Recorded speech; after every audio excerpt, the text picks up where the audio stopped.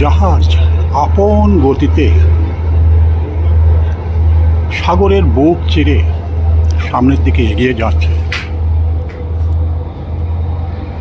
দ্রুত গতিসম্পন্ন জাহাজখানা প্রচণ্ড গতিতে পোর্টব্লেয়ারের উদ্দেশ্যে রওনা দিয়েছে। প্রচণ্ড বর্ষণমুখর দিনে প্রচুর টুরিস্ট হাবলক দ্বীপে ঘোরাফেরা করবার পরে এখন তারা পোর্টব্লেয়ারের উদ্দেশ্যে রওনা দিয়েছে। এই দ্রুতগামী জাহাজখানি মাত্র 90 মিনিটেই পোর্টব্লেয়ারে পৌঁছে যাবে এবং সেখানে যাত্রীরা অবতরণ করবার পরে আবার নতুন যাত্রী বোঝাই হয়ে আবার এই হাবলকের উদ্দেশ্যেই পাড়ি দেবে। এভাবেই কয়েকবার হাবলকে আসা যাওয়া করবে। বিশাল সমুদ্র তার বুক ছিঁড়ে যখন এমন দ্রুতগামী জাহাজ সামনের দিকে এগিয়ে যায়,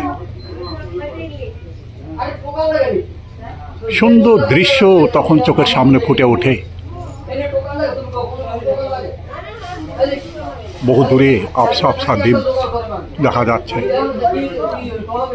সেখান থেকে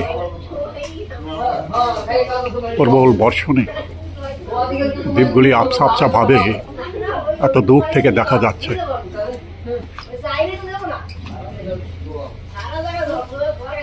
সাগরের অপরূপ সৌন্দর্যের মধ্যে কোনো জাহাজ যখন সামনের দিকে এগিয়ে যায় এবং জাহাজখানি ছোট হতে হতে একসময় দৃষ্টির বাইরে চলে যাবে, তখন আর দেখা যাবে না। আবার নতুন যাত্রী বোঝাই জাহাজ একটু পরেই আবার এখানে এসে উপস্থিত হবে। সে জাহাজেও পরিপূর্ণভাবে পর্যটকরা এখানে এসে অবতরণ করবে এবং তারা প্রবল বর্ষণের দিনেও দ্বীপের বিভিন্ন জায়গায় তারা ভ্রমণ করবে এবং আনন্দের সাথে তারা বিভিন্ন রকম উপকরণ তার মধ্যে হারিয়ে যাবে। কখনো গভীর সাগরের মধ্যে ডাইভিং, কখনো বা নরকলিং, কখনো বা সাগরের অপরূপ সৌন্দর্য, কখনো বা এলিফ্যান্ট বিচ, কখনো কালাপাথর বিচ, কখনো বা রাজানগর বিচে তারা আনন্দের সাথে পৌঁছে যাবে।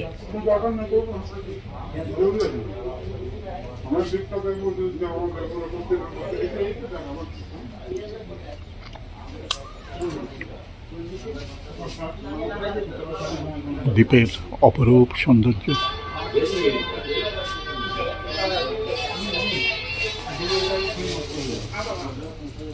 সাগরের নিঝুম নিস্তব্ধ জলরাশি স্থির হয়ে দাঁড়িয়ে আছে। গাছপালাগুলিও স্থিরভাবে দাঁড়িয়ে আছে। প্রবল বর্ষণ, কিন্তু ঝড়ের কোনো তাণ্ডব নেই, তাই নিঝুম নিস্তব্ধভাবে গাছগুলি দাঁড়িয়ে আছে।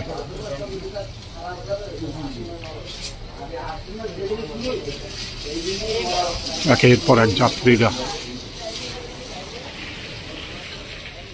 যেটিতে এসে হাজির হচ্ছে। বেশ কিছু যাত্রী প্রবল বর্ষণের মধ্যেও এখানে এসে হাজির হয়েছে। তারাও নির্দিষ্ট গন্তব্যে নির্দিষ্ট সময় প্রস্থান করবে। বহু দূর দূরান্ত থেকে আগত এই সমস্ত পর্যটক প্রবল বর্ষণকে অগ্রাহ্য করেও তারা হাবলুক দ্বীপের বিভিন্ন প্রান্তে ঘোরাফেরা করে বেড়াচ্ছে। তাদের আনন্দ দেশ বিদেশ ঘোরার অদেখা জিনিসকে দেখার যে এক সুপ্ত আনন্দ তাদের মধ্যে প্রবাহিত হয়ে যায় এবং এমন বিরল দৃশ্য পর্যটক স্থলে আসলে পরেই দেখা যায়। বিভিন্ন ভাষাভাষীর লোক ভারতবর্ষের বিভিন্ন প্রান্ত থেকে যখন এখানে এসে উপস্থিত হয়, তাদের সঙ্গে কথা বলে তাদের দেশ, তাদের সংস্কৃতি, তাদের ভাষা সম্বন্ধে বহু কিছুই জানা যায়। ভারতবর্ষের বিভিন্ন প্রান্ত থেকে যখন তারা আসে, তাদের ভাষা বিভিন্ন রকমের, তাদের সংস্কৃতি, তাদের অন্যান্য যে সমস্ত অ্যাক্টিভিটি, সব কিছুই আলাদা আলাদাভাবে যখন ধরা পড়ে, তখন দেখা যায় যে পৃথিবীর প্রান্ত থেকে প্রান্ত পর্যন্ত যারা ভ্রমণ করে, তারা এখানে এসে একটা আনন্দের সাগরে নিমজ্জিত হয়ে যায়। এখানকার লোকজনের সঙ্গে তারা একাত্মা হয়ে মিশে যায় এবং এখানকার সৌন্দর্যে তারা অভিভূত হয়ে পড়ে। দূরে একখানা দ্রুতগামী ছোট বোট যাত্রীদের সঙ্গে নিয়ে এগিয়ে যাচ্ছে। সেখান থেকে তারা নির্দিষ্ট কোনো গন্তব্যের দিকে এগিয়ে যাবে।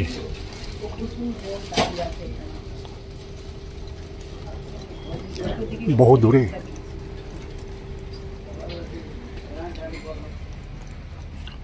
একখানি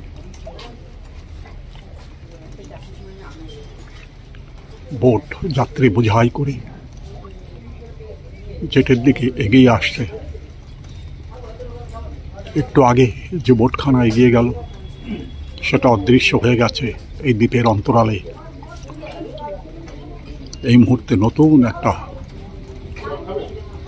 বোট ধীরে ধীরে এগিয়ে আসছে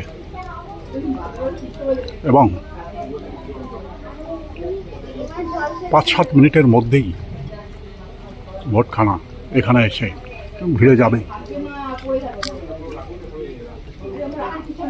তারপর সে তার নির্দিষ্ট গন্তব্যের দিকে এগিয়ে যাবে। যেটির উপরে একের পর এক কুকুর এখানে ঘোরাফেরা করে। পর্যটকরাও তাদেরকে বিভিন্ন রকম খাবার পরিবেশন করে থাকে।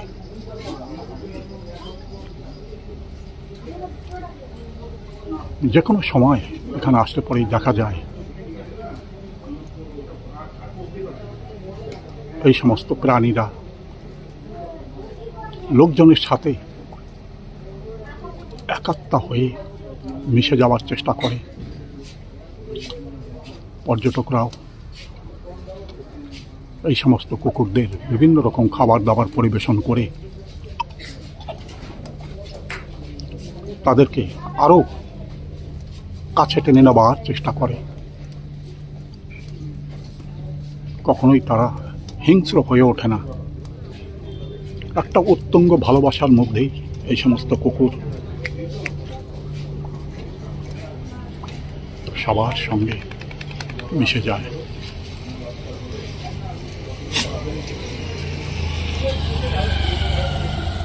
너무 크죠? 4,000원. 4,000원 안 떠가지고 4,000원.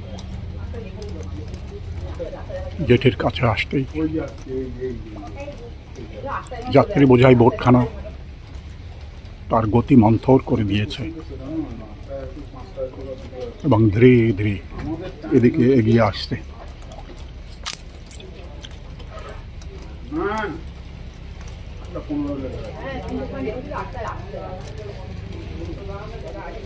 মেঘাচ্ছন্ন আকাশ চারিদিকে আবৃত করে রেখেছে। একটু আগেই মুষলধারে বৃষ্টি হয়ে গেছে। এখন বৃষ্টি সামান্য একটু কম হলেও ঝিরঝির করে বৃষ্টি পড়েই যাচ্ছে। তবুও পর্যটকদের আসা যাওয়ার কোনো বিরাম নেই। তারা পরপর এখানে এসে হাজির হচ্ছে।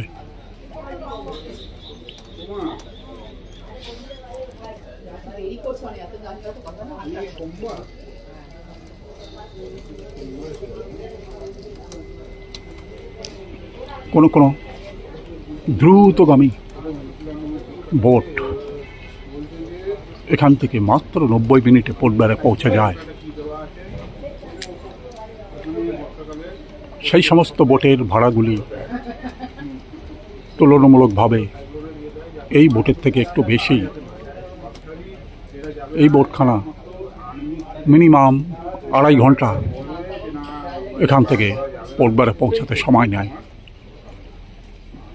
এবং প্রচণ্ড ঝড় তাণ্ডব যদি হয় হয়তো 15-20 মিনিট এদিক ওদিক হতে পারে, কিন্তু অ্যাপ্রক্সিমেট 2.5 ঘন্টা মধ্যেই পোর্টব্লেয়ারে পৌঁছে দেয় জাহাজটি বা বোটখানা। একদম মন্থর গতিতে জেটির দিকে এগিয়ে আসছে। কয়েক মিনিটের মধ্যেই জেটিতে ভিড়ে যাবে এবং পর্যটকরা অবতরণ করে যাবে। বোটখানা জেটিতে ভিড়ে গেছে।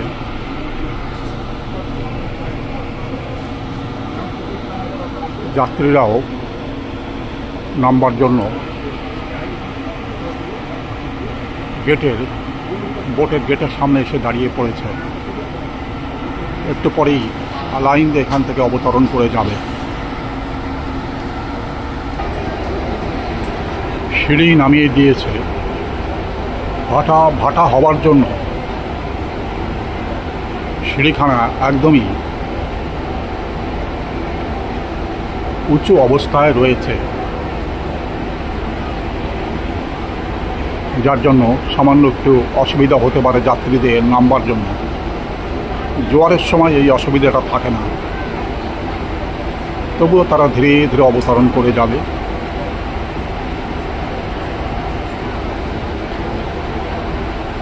যাত্রীরা এক এক করে অবতরণ করছে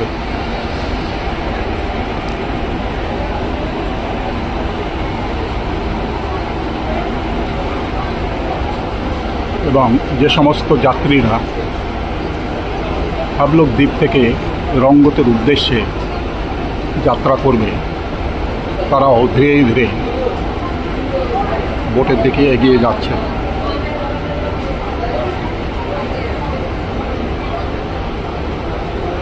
হয়তো 10 থেকে 15 মিনিটের মধ্যেই যাত্রীদের উঠে যাবার পরেই এই বোটখানা রঙ্গতের উদ্দেশ্যে পাড়ি দেবে।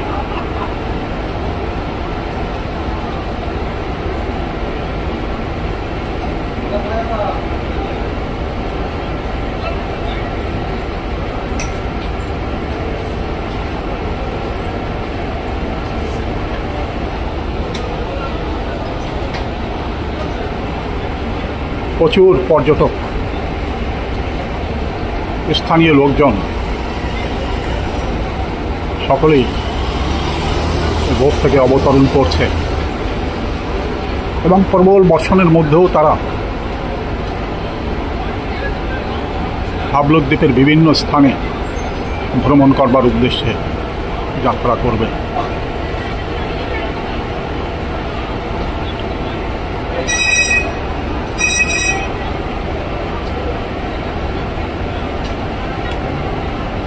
ভ্রমণের এমন অপরূপ ব্যবস্থা, অসাধারণ আনন্দ, সব কিছুর মধ্যেই ভ্রমণের আনন্দ লুকিয়ে আছে। যে আনন্দের মধ্যেই প্রতিদিন হাজার হাজার পর্যটক ভারতবর্ষের বিভিন্ন প্রান্ত থেকে হাবলক দ্বীপে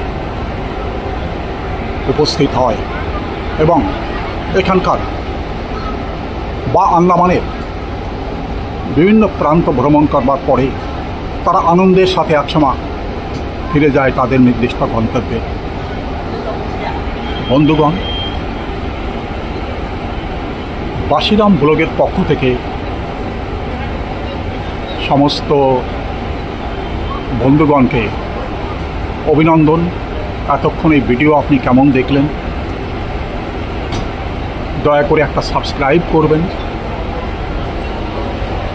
আপনার মতামত কমেন্টস বক্সে লিখে জানাবেন। ভিডিও শেষে সমস্ত বন্ধুগণকে আন্তরিক অভিনন্দন, ধন্যবাদ।